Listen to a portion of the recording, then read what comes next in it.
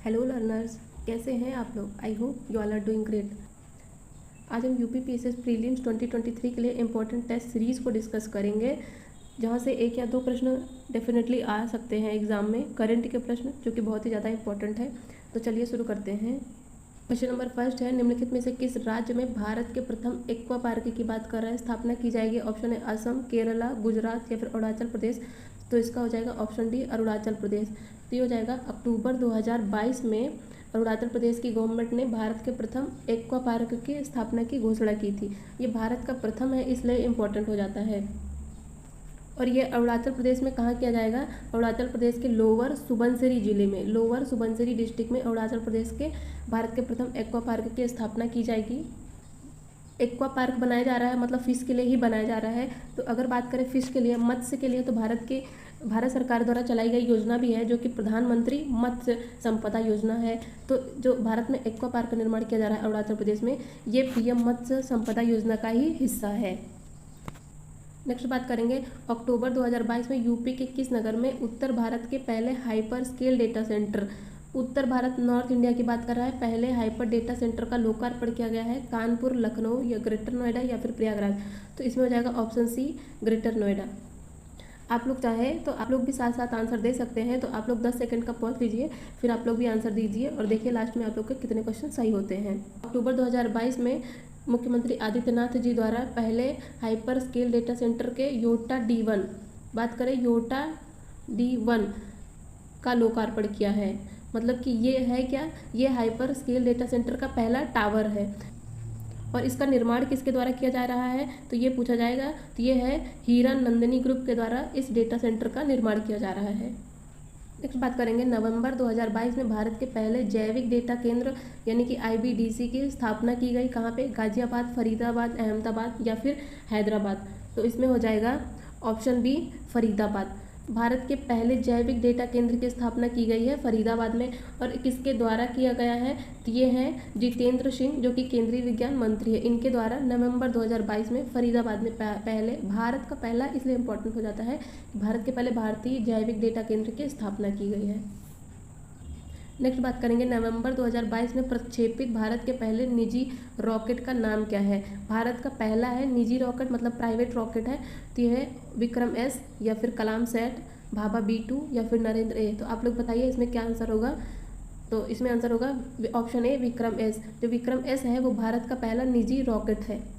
ये कहाँ से प्रक्षेपित किया गया, तो ये किया गया है श्रीहरिकोटा जो कि आंध्र प्रदेश है, वहाँ पे सतीश धवन अंतरिक्ष केंद्र से प्रक्षेपित किया गया। एक इम्पॉर्टेंट चीज़ याद रखिएगा कि शुरू में इसका नाम था प्रारंभ, बाद में इसका नाम चेंज करके रख दिया गया है विक्रम S। प्राइवेट रॉकेट है तो इम्पॉर्टेंट हो जाता है कि किस कंपनी द्वारा इसका निर्माण किया जा रहा है। तो इसका निर्माण किया है हैदराबाद के स्टार्टअप स्काईरूट एरोस्पेस ने इसका निर्माण किया है। आवास एवं शहरी मामलों के मंत्रालय द्वारा 2022 में स्वच्छता सर्वेक्षण पुरस्कार की बात कर रहा है और 1 लाख से कम जनसंख्या वाले शहर की बात कर रहा है। 1 लाख से ज़्यादा नहीं, ये याद रखिएगा, कंफ्यूज नहीं होइएगा कि 1 लाख से कम जनसंख्या वाले शहर की बात कर रहा है। इसमें स्वच्छता में प्रथम सिटी की बात कर रहा है। इसमें किसे मिला है, इंदौर को मिला है या फिर पंचगनी को या पाटन या फिर वारंगल। तो 1 लाख से कम की बात कर रहा है, इसलिए इसमें हो जाएगा ऑप्शन बी, पंचगनी। पंचगनी है कहाँ, पंचगनी है महाराष्ट्र में। सेकंड की बात करें तो सेकंड पे रहा है पाटन। पाटन कहाँ है, पाटन जो है छत्तीसगढ़ का है। और अगर थर्ड की बात करें तो थर्ड भी महाराष्ट्र का ही शहर है, कराड़, उसे मिला है। अच्छा, 1 लाख से कम की बात की तो पंचगनी है, लेकिन अगर 1 लाख से अधिक की बात की तो इसमें कौन हो जाएगा, इंदौर, जो कि 6 टाइम से टॉप पे रहा है स्वच्छता शहर में। और इंदौर की बात की जाए तो इंदौर को 7 स्टार कचरा मुक्त शहर रेटिंग भी प्रदान की गई है। तो ये इंपॉर्टेंट हो जाता है। नेक्स्ट बात करेंगे, स्वच्छ वायु सर्वेक्षण की बात करें, वायु सर्वेक्षण की बात करें 2022, इसमें 10 लाख से अधिक जनसंख्या वाले शहरों में फर्स्ट पे कौन रहा है, लखनऊ, प्रयागराज, हैदराबाद या फिर वाराणसी। तो इसमें जाएगा ऑप्शन ए, लखनऊ। जो लखनऊ शहर है वो 10 लाख से अधिक आबादी वाले स्वच्छ वायु सर्वेक्षण में फर्स्ट स्थान पर रहा है। सेकंड की बात करें तो सेकंड पे था प्रयागराज, और अगर थर्ड की बात करें तो थर्ड में हमारा अपना वाराणसी रहा है। तो फर्स्ट पे लखनऊ, सेकंड पे प्रयाग, थर्ड पे वाराणसी। अगर ये सीक्वेंस में भी लगाने को आए तो याद रखिएगा। नेक्स्ट क्वेश्चन है, किस शहर को वर्ल्ड ग्रीन सिटी अवार्ड 2022 से सम्मानित किया गया है। तो ऑप्शन है अहमदाबाद, हैदराबाद, लखनऊ या फिर विजयवाड़ा। तो इसमें हो जाएगा ऑप्शन बी, हैदराबाद। हैदराबाद को दक्षिण कोरिया के जेजू शहर दक्षिण कोरिया की बात करें तो दक्षिण कोरिया के जेजू शहर में अक्टूबर 2022 में आयोजित किए गए समारोह में जो भारत का एकमात्र शहर है हैदराबाद, उसे वर्ल्ड की बात कर रहा है तो वर्ल्ड ग्रीन सिटी अवार्ड 2022 से सम्मानित किया गया है। और हैदराबाद की बात की जाए तो हैदराबाद जो कि आंध्र प्रदेश में है और इसको कुल 6 श्रेणियों में अवार्ड दिया गया है, ये याद रखिएगा। नेक्स्ट है अक्टूबर 2022 में मुख्यमंत्री योगी आदित्यनाथ द्वारा स्टैचू ऑफ डिग्निटी मर्यादा पूर्ति का अनावरण किस शहर में किया है? अयोध्या, वाराणसी, गोरखपुर या फिर सिद्धार्थनगर। तो इसमें हो जाएगा अयोध्या। लेकिन ये प्रतिमा राम की नहीं है, ये प्रतिमा है किसकी? तो ये है स्वामी रामानुजाचार्य की प्रतिमा, ये याद रखिएगा। ये प्रतिमा है रामानुजाचार्य की, स्वामी रामानुजाचार्य की प्रतिमा है। अक्टूबर 2022 में विश्व की सबसे ऊंची शिव प्रतिमा का लोकार्पण किया गया है। शिव की प्रतिमा है और वर्ल्ड की सबसे हाईएस्ट है। ऑप्शन ए है नाथद्वार, ऑप्शन बी कन्नूर, या फिर ऑप्शन सी अयोध्या, या फिर ऑप्शन सी वाराणसी। तो इसमें हो जाएगा सही ऑप्शन ए नाथद्वार जो कि राजसमंद कहाँ? राजस्थान में है। राजस्थान के सीएम के द्वारा इस प्रतिमा का अनावरण किया गया और इसका नाम क्या रखा गया? शिव की सबसे ऊंची प्रतिमा का विश्वास स्वरूपम, इसका नाम रखा गया है विश्वास स्वरूपम। और इसमें जो भगवान शिव हैं वो ध्यान मुद्रा में दर्शाए गए हैं। अगला क्वेश्चन है प्रधानमंत्री नरेंद्र मोदी द्वारा नवंबर 2022 में अनावरण की गई स्टैचू ऑफ प्रॉस्पेरिटी ये किसी से संबंधित है? लक्ष्मी, गणेश, नाथ प्रभु कैंपेगौड़ा या फिर चैतन्य महाप्रभु। तो इसका हो जाएगा ऑप्शन सी नाथ प्रभु कैंपेगौड़ा। जो स्टैचू ऑफ प्रॉस्पेरिटी है ये नाथ प्रभु कैंपेगौड़ा जी की है। कैंपेगौड़ा की बात की जाए तो कैंपेगौड़ा इंटरनेशनल एयरपोर्ट भी है बेंगलुरु में और ये बेंगलुरु में स्थित धातु की प्रतिमा भी है, ये याद रखिएगा। और ये 100 फीट से अधिक ऊंचाई वाली प्रतिमा है, 100 फीट से भी अधिक है इसकी हाइट। नेक्स्ट क्वेश्चन है निम्नलिखित में से किसे time 2022 list of 100 most influential people में स्थान दिया गया है? तो 100 मोस्ट इन्फ्लुएंशियल पीपल में स्थान दिया गया है टाइम 2022 के बात करें तो ऑप्शन ए है गौतम अडानी, करुणा नंदी या फिर अडार पूनावाला या फिर खुर्रम परवेज। तो इसमें हो जाएगा ऑप्शन ए गौतम अडानी, इनको भी स्थान दिया गया है। Option B Karuna Nandi and option C Khurram Parvez को। तो इसमें ऑप्शन सी नहीं है, तो ऑप्शन सी नहीं है, इसमें इसको एलिमिनेट कर देंगे। तो इसमें हो जाएगा ऑप्शन डी विश्व प्रेस स्वतंत्रता सूचकांक मतलब वर्ल्ड प्रेस फ्रीडम इंडेक्स 2022 में भारत के रैंक पूछ रहा है। तो इसमें हो जाएगा भारत के रैंक थी 150। टोटल कंट्री इसमें कितने थे? तो टोटल कंट्री थे 180।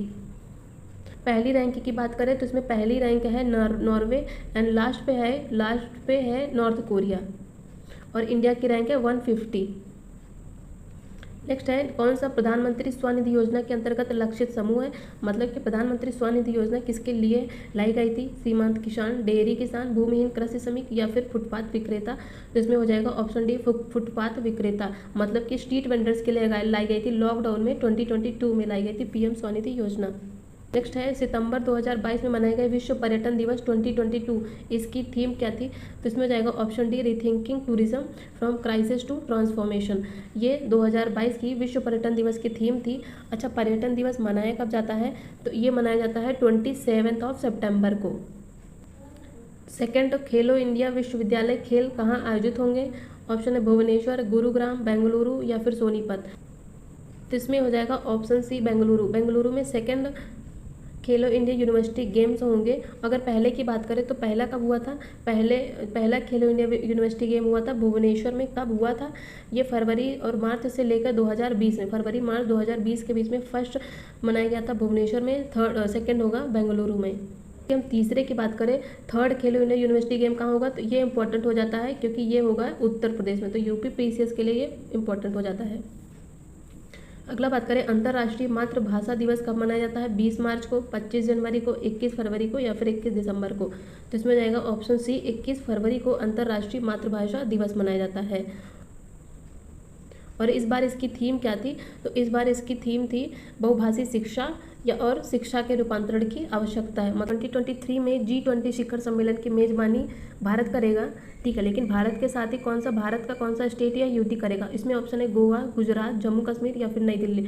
तो इसमें हो जाएगा नई दिल्ली। नेक्स्ट है वर्ल्ड हैप्पीनेस इंडेक्स 2023 इसके अकॉर्डिंग इंडिया कौन से स्थान पर रहा है? 110, 130, 126 या फिर 140। तो ये हो जाएगा 126 पे इंडिया रहा है। और अगर फर्स्ट की बात करें तो फर्स्ट पे था ये फिनलैंड फर्स्ट। और अगर 2022 की बात करें तो 2022 में इंडिया की रैंक थी 136। ये एग्जाम में पूछा भी गया था 2022 के प्रीलिम्स में। टाइम पत्रिका के अकॉर्डिंग वर्ष 2022 के लिए पर्सन ऑफ द ईयर किसे चुना गया है? ऑप्शन है Narendra Modi, Donald Trump, Angela Merkel या फिर व्लादिमीर जेलेंस्की। तो इसमें हो जाएगा व्लादिमीर जेलेंस्की को 2022 का पर्सन ऑफ द ईयर चुना गया है। अगर हम 2021 की बात करें तो 2021 का पर्सन ऑफ द ईयर चुना गया था एलन मस्क, जो कि टेस्ला और स्पेस एक्स के संस्थापक भी हैं। नेक्स्ट है विश्व आर्थिक मंच सम्मेलन 2023 वर्ल्ड इकोनॉमिक फोरम। ये कहाँ आयोजित हुआ? स्विट्जरलैंड, फिनलैंड, ऑस्ट्रिया या फ्रांस। तो इसमें हो जाएगा ऑप्शन है स्विट्जरलैंड। स्विट्जरलैंड में विश्व आर्थिक मंच की 2023 की बैठक हुई है और इसकी थीम की बात करें तो इसकी थीम थी कोऑपरेशन इन अ फ्रैगमेंटेड वर्ल्ड। अगला क्वेश्चन है निम्नलिखित में से कौन सा सही सुमेलित नहीं है? तो बात करते हैं। पहला है अंतर्राष्ट्रीय महिला दिवस 8 मार्च को मनाया जाता है, ये सही है। विश्व जल दिवस 22 अप्रैल को नहीं, ये 22 मार्च को मनाया जाता है। विश्व कुष्ठ निवारण दिवस 30 जून को मनाया जाता है। विश्व कैंसर दिवस 4 फरवरी को मनाया जाता है। तो इसमें ऑप्शन भी हो जाएगा, जो कि 22 अप्रैल ना होकर 22 मार्च होगा। ये डेज बहुत ही इंपॉर्टेंट होते हैं पीसीएस प्रीलिम्स के लिए, क्योंकि ये हर साल 2 से 3 डेज पूछे ही जाते हैं। ये सबसे ईजी भी होता है, तो ये आप लोग याद रखिएगा। अच्छा, विश्व जल दिवस 22 मार्च को मनाया जाता है। तो इस बार किसकी थीम क्या थी? तो इसकी थीम थी accelerating the change to solve the water and sanitation crisis. Next बात करें, फरवरी 2022 में भारत ने युद्ध प्रभावित यूक्रेन से भारतीयों को लाने के लिए किस मिशन के तहत लोगों को निकाला था? ऑपरेशन रक्षक, ऑपरेशन मैत्री या ऑपरेशन विजय या फिर ऑपरेशन गंगा। तो इसमें हो जाएगा option D, operation Ganga. Bharat ने ऑपरेशन गंगा के तहत यूक्रेन और रूस के बीच फंसे भारतीयों को वहां से निकाला था। ऑपरेशन की बात करें तो भारत ने चलाया है 2022 में ऑपरेशन दोस्त, जो कि टर्की के बाढ़ से प्रभावित लोगों की हेल्प करने के लिए चलाया है। नेक्स्ट क्वेश्चन है, यूएन में भारत का स्थायी प्रतिनिधि को नियुक्त किया गया है? ये भी इंपॉर्टेंट क्वेश्चन है। यूएन में नियुक्त किया गया है और भारत का स्थायी प्रतिनिधि ऑप्शन है तरुण बजाज, टीएस तिरुमूर्ति, रुचिरा कबोज या फिर हर्षवर्धन श्रृंगला। तो इसका हो जाएगा ऑप्शन सी, रुचिरा कबोज को भारत का स्थायी प्रतिनिधि नियुक्त किया गया है यूएन में। इसके पहले कौन थे? इसके पहले थे टीएस मूर्ति। नेक्स्ट क्वेश्चन है, प्रेजेंट में इंटरपोल के हेड कौन है? ये अहमद नशर अल रईसी हैं। ये कौन सी कंट्री से बिलोंग करते हैं? तो इसमें हो जाएगा ऑप्शन डी, यूएई, संयुक्त अरब अमीरात। नेक्स्ट क्वेश्चन है, इंडिया और कौन सी कंट्री के बीच द्विपक्षीय सैन्य अभ्यास है? कौन सा? हरिमऊ शक्ति 2022 आयोजित किया गया। तो भारत और किस देश के बीच में आयोजित किया गया है? इंडोनेशिया, मलेशिया, न्यूजीलैंड या फिर दक्षिण कोरिया। तो इसमें जाएगा ऑप्शन बी, मलेशिया। तो इंडिया और मलेशिया के बीच आयोजित किया गया हरिमऊ शक्ति 2022। नेक्स्ट है, 80वें गोल्डन ग्लोब अवार्ड्स में किस मूवी को सर्वश्रेष्ठ मोशन फिल्म ड्रामा का पुरस्कार दिया गया है? ऑप्शन है Wall E, option B Slumdog Millionaire, option C the Fabelmans या फिर ऑप्शन डी द रीडर। तो इसमें जाएगा ऑप्शन सी, द फेबलमैन्स को सर्वश्रेष्ठ मोशन फिल्म ड्रामा 2023 का पुरस्कार दिया गया है। याद रखिएगा, क्योंकि इससे रिलेटेड भी 2021 में प्रश्न पूछा ही गया था। नेक्स्ट बात करेंगे, समाचार पत्रों में से किसने प्रतिष्ठित लोक सेवा श्रेणी में पुलित्जर पुरस्कार 2022 जीता है? तो इसमें हो जाएगा option C, the Washington Post ने पुलित्जर पुरस्कार 2022 जीता है। नेक्स्ट बात करेंगे, निम्नलिखित में से किसे 2022 के प्रतिष्ठित इंटरनेशनल बुकर पुरस्कार के लिए नामित किया गया है?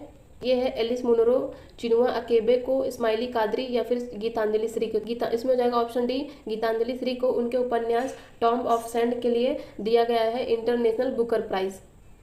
तो इसमें है अर्जुन पुरस्कार से पुरस्कृत प्लेयर हैं और इनसे रिलेटेड खेल हैं। तो कौन से खिलाड़ी कौन से खेल से संबंधित हैं?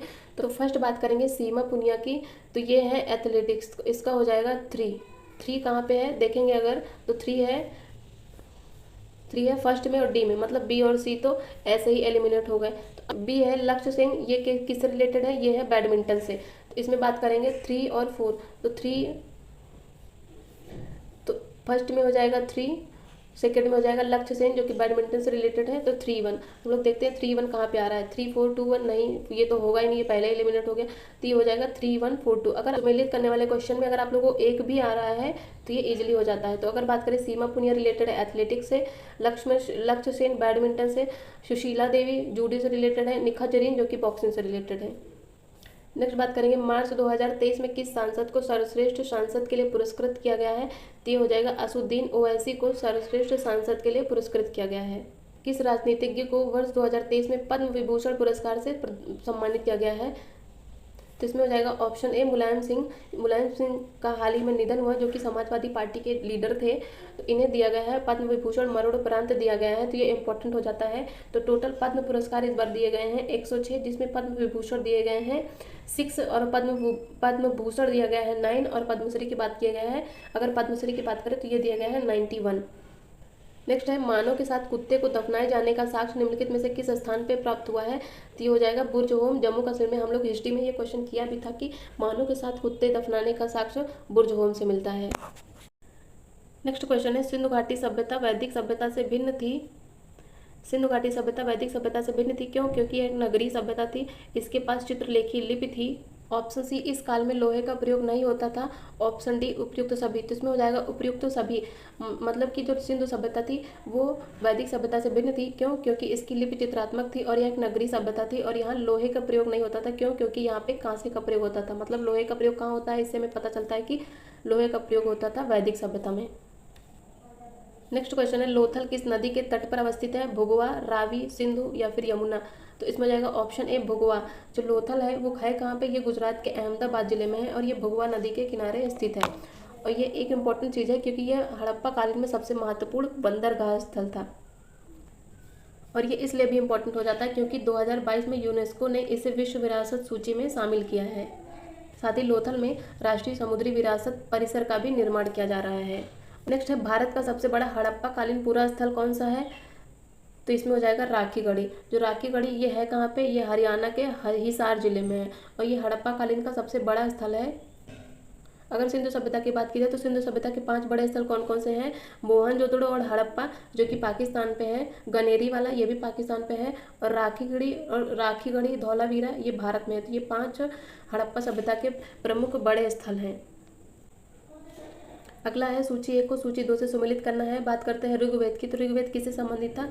यहाँ ये ऋग्वेद की बात करें तो ऋग्वेद संबंधित था ऋचा, मंत्र या श्लोक, मतलब कि सूक्त या प्रार्थनाएं से। तो इसमें हो जाएगा 4।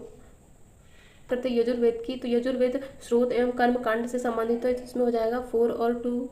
तो 4 और 2 किसमें है, 4 और 2 इसमें ऑप्शन ए करेक्ट हो जाएगा। 2 भी पता है तो भी आप लोग आंसर लगा सकते हो। इसमें हो जाएगा ऋग्वेद जो कि स्रोत एवं प्रार्थनाओं से संबंधित है, यजुर्वेद स्रोत एवं कर्मकांड से, सामवेद संगीत में शूद्र से संबंधित है और अथर्ववेद तंत्रमंत्र एवं वशीकरण से संबंधित है। T4 बैक्टीरियोफेज उत्पन्न किए जा सकते हैं ये आंतरिक जीवाणुओं ई कोलाई में, और इसका उपयोग किया जाता है जीन इंजीनियरिंग में। तो याद रखिएगा जो T4 बैक्टीरियोफेज है इसका उपयोग किया जाता है जीन इंजीनियरिंग में।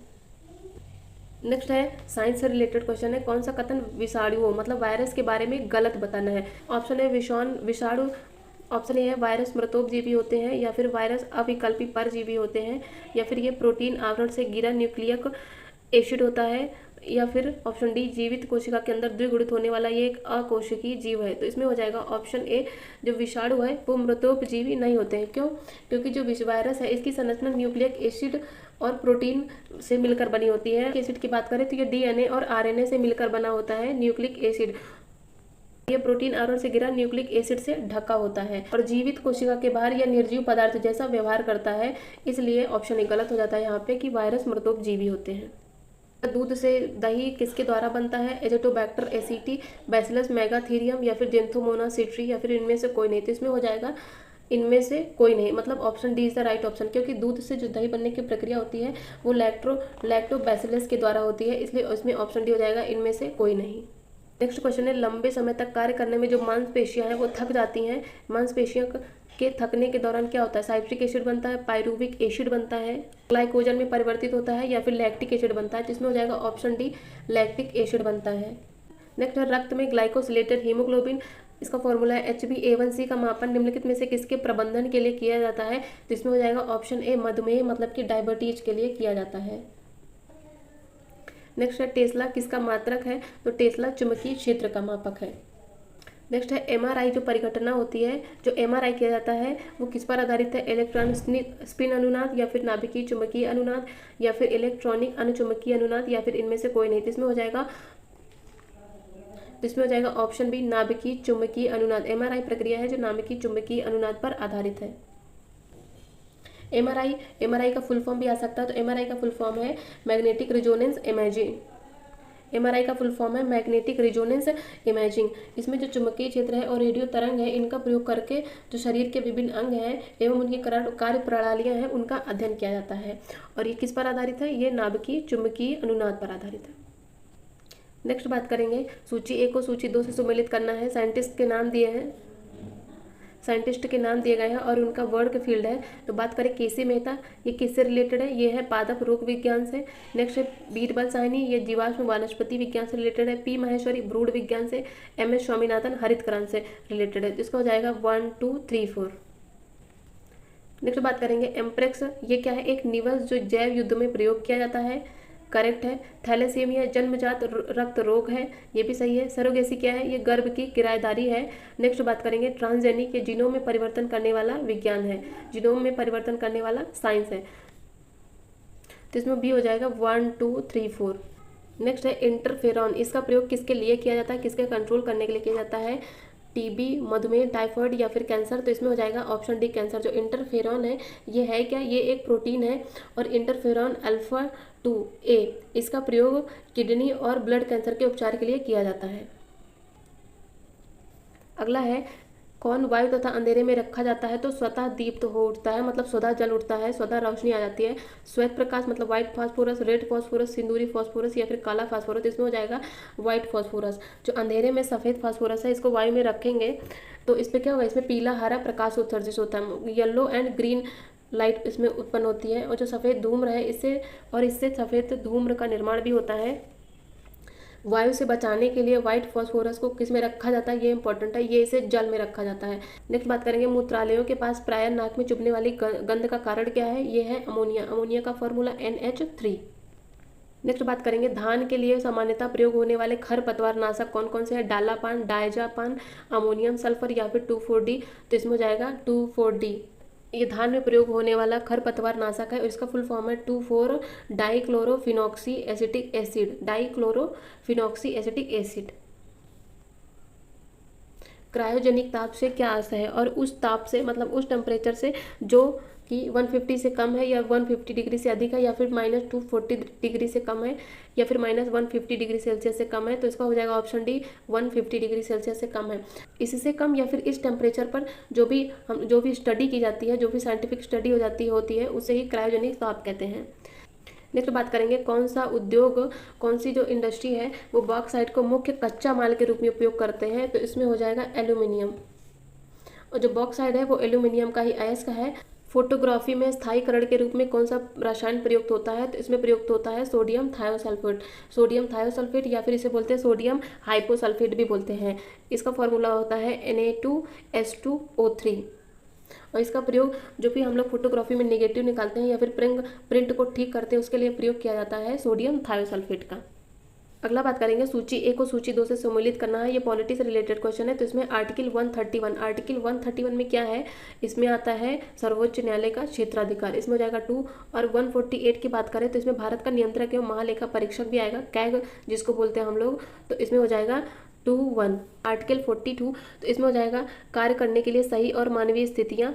आर्टिकल 45 इसमें हो जाएगा बच्चों के लिए मुफ्त एवं अनिवार्य शिक्षा। तो इसमें हो जाएगा 4(3). तो इसमें हो जाएगा 2143, मतलब option C is the right option.